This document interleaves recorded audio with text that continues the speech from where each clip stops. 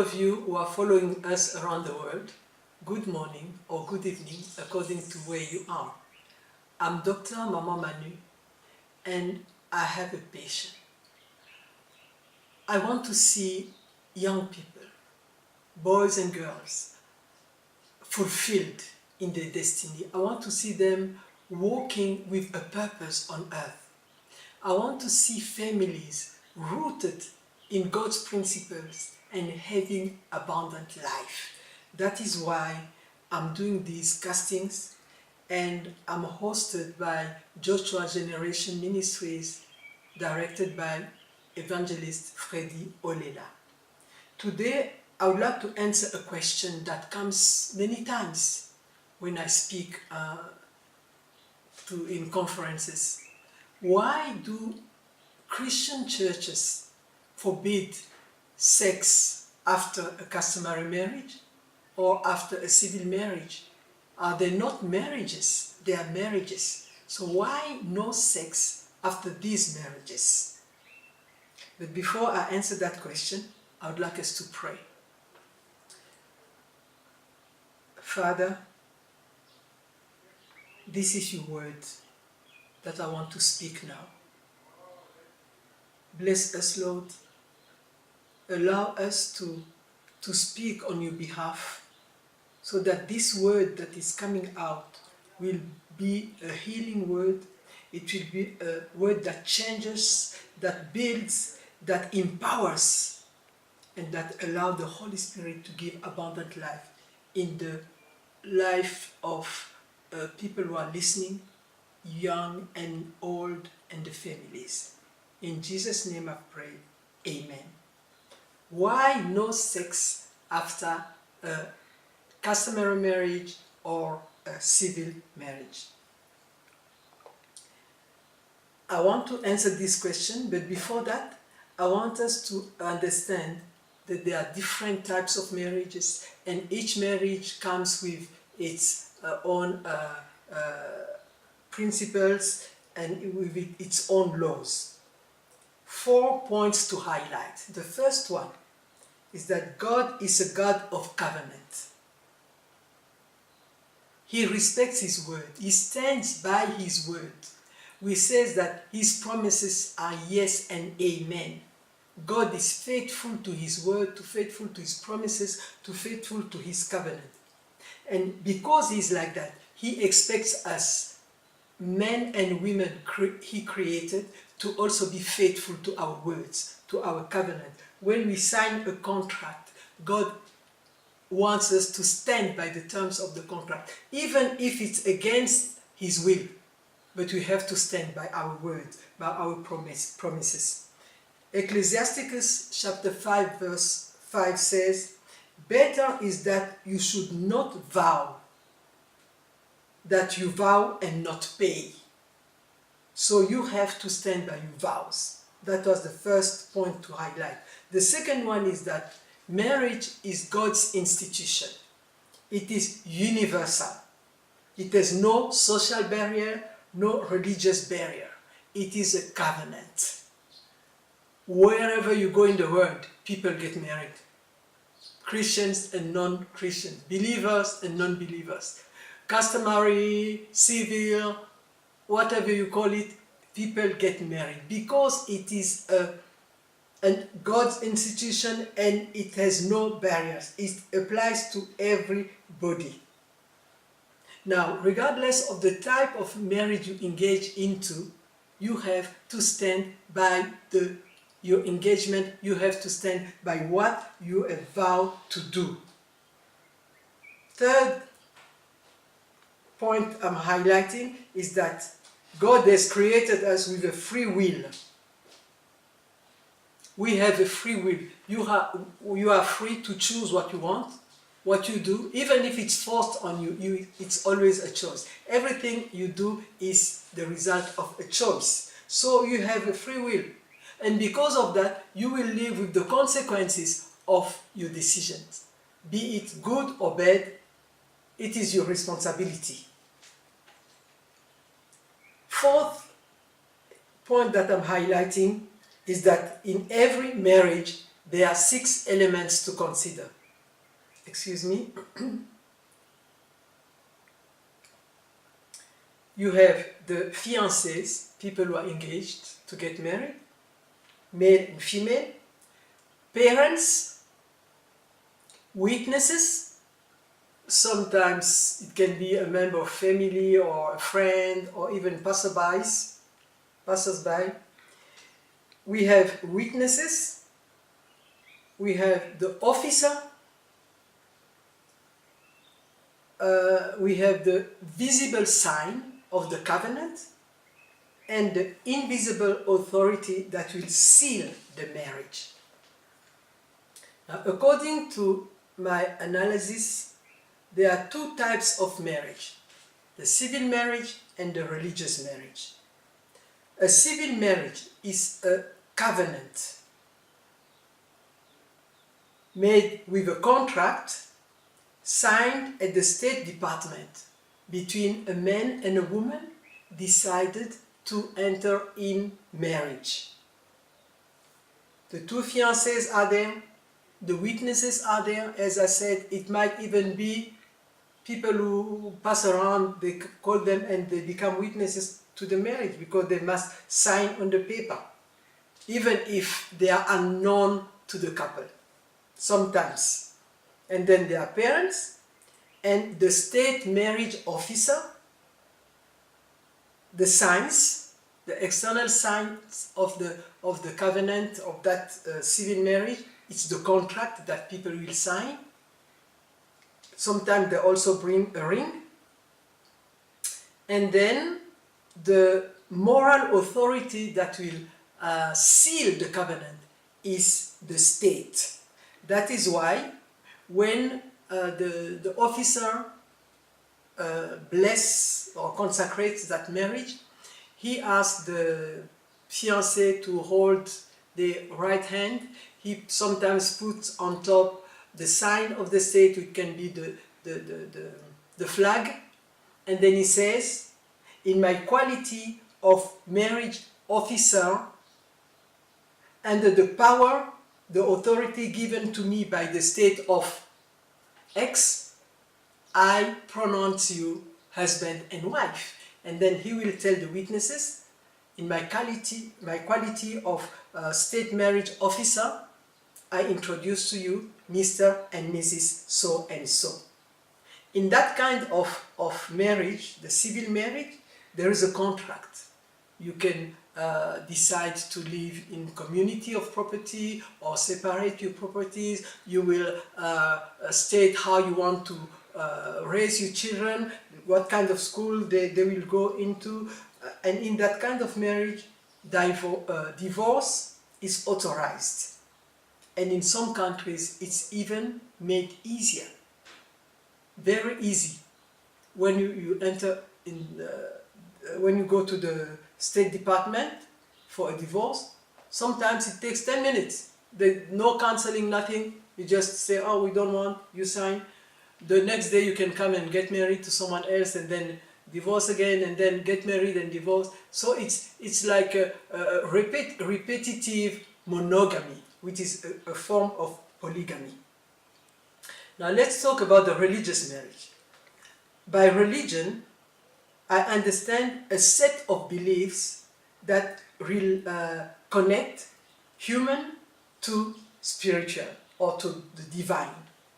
Humans and God, humans and spirits, human and all kinds of spiritual power. That's a religion. Now, because there are many kinds of religions, you'll also have many sets of rules for religious marriage. I'll take 2 examples. The marriage of Mormons. In that religious sect, it is the priest, the spiritual head, who will match the people who will get married. He will choose the girl, choose the boy, put them together and marry them. In that sect, sometimes they allow polygamy. The wives call themselves between them sister. They are sisters in marriage. Now, I want to talk about a little bit more about the customary African marriage. The customary African marriage. You have the fiancés, we have the parents, witnesses, the guests, the officers. Most of the time there are two of them, one on the side of the woman, one on the side of the man, and they come together to discuss the terms and conditions and how they will live, and most of the time they receive the dowry. And that is one of the signs of that, the visible sign in the marriage. There is money that is given in the family of the girl, and there are also gifts, the one that were listed that the man was supposed to bring. And there is the moral authority, the spiritual authority that will seal the marriage, and these are the ancestors.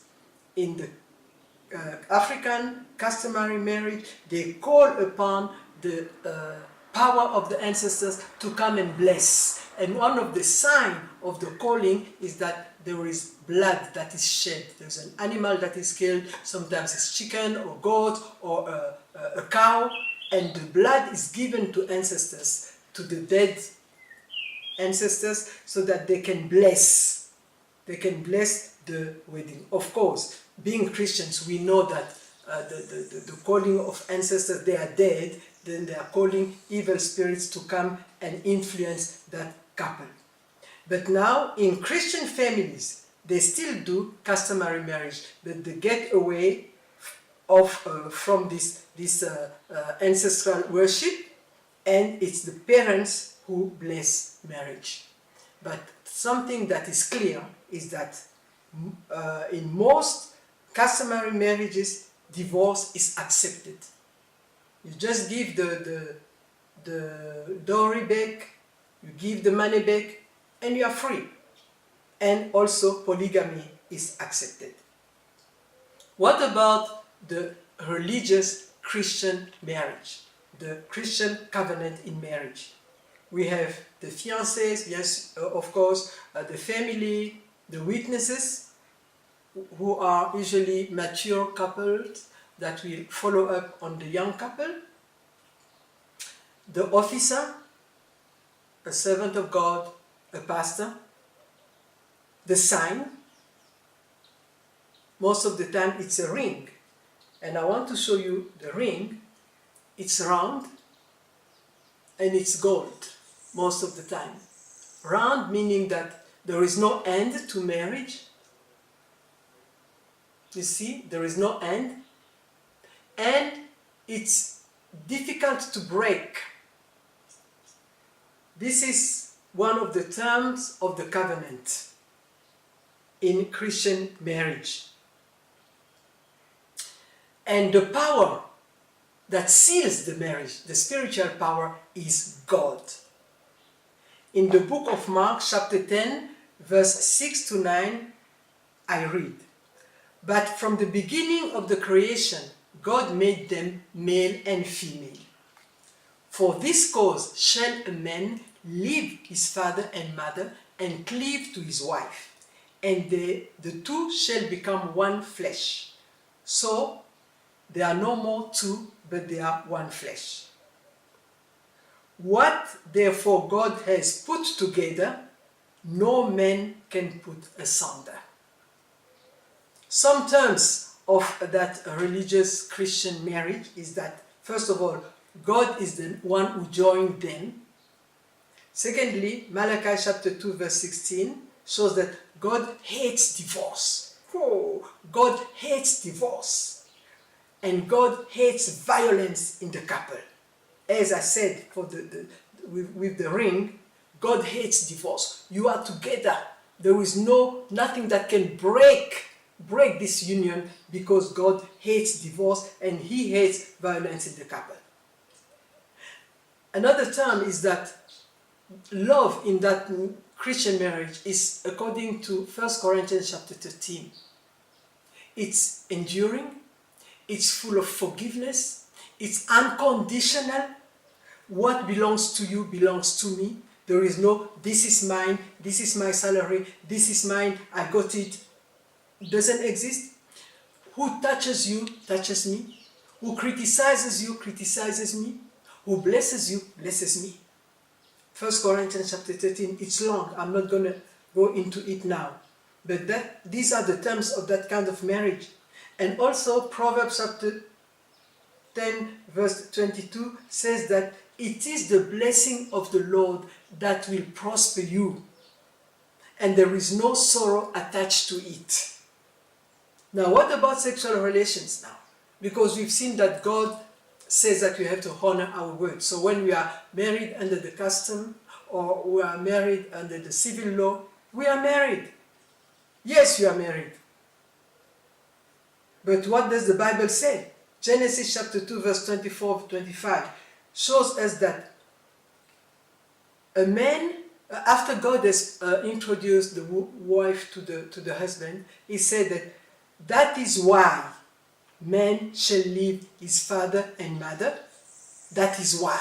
Because God has introduced them together, man shall leave his family, cleave to his wife, and they will become one flesh. It's only after God has blessed them, has introduced them, has accepted them, that they become one flesh. They can have sex. That's one flesh. And the Bible says also that they are naked and they are not ashamed. Nakedness, physical and spiritual, happens after you have sex. After God unites you, then you can be naked in front of one another. Then you can open up your heart completely. He can see, or she can see, your weaknesses. She can see your strength, and there is no shame to it. Why? Because of the presence of God. Because you are rooted in the blessing of God, the blessing that will prosper you. There is a special blessing, a special anointing that God gives when you consecrate your marriage to Him. He comes into the marriage and makes it his problem. He makes it his affair. It becomes his burden to bless you and to prosper you into marriage. But maybe you are already living together. Maybe you are not even married, or you are married under the custom, or you are married under the law, and you never consecrated your marriage to God. It's not too late. I repeat it, it's not too late. Go to the pastor. Tell him, Pastor, we want to consecrate our marriage to God because we understand that there is a special anointing, a special grace that God gives when we give Him our marriage. Then He will call you, you will say your covenant words before God, and God will bless you because He is the one who wants to bless marriage. God wants you to have life in abundance. Don't live in a marriage, or don't prepare yourself to live in a marriage where there will be dryness, where there will be wilderness. With God, you will prosper in your marriage, but you have to live by His principles. No sex until you consecrate your marriage to God. That's the reason why, because the church loves you, He will tell you, don't do that. Don't do it. Wait until you are consecrated so that you will have the special anointing that God gives to people who are married. Talking about life in abundance, you who are listening to me, have you ever accepted Jesus Christ in your life as your Lord and Savior? Because He's the only one who can give you life in abundance. So if you have never done it, I'm going to give you the opportunity to give your life to Him and to call Him into your life as your Lord and Savior. If you are ready to do that, I want to pray with you. Let's pray. Repeat these words after me. Lord Jesus, today I've heard your word. I know that you are calling me. I want to accept you. I ask you to come into my life, and I accept you as my Lord and Savior. I say no to all the works of darkness.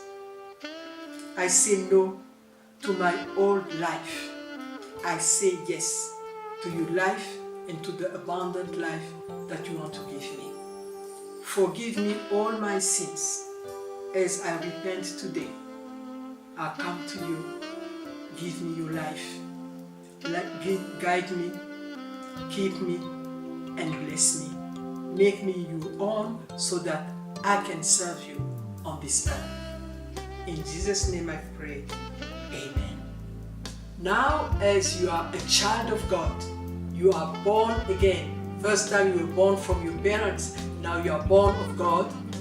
Don't stay like that. Go to the church. Find a place where you can be fed, you can grow, and you can be useful to the kingdom of God on this earth. I've finished my casting for today. The next time I will answer another question. How do you pray to ask God to give you a partner, a husband, a wife? How do you pray? What do you say to God? What are the criteria that you have to present so that you will be satisfied and blessed in marriage? That will be for the next time. Until we meet next time, God bless you.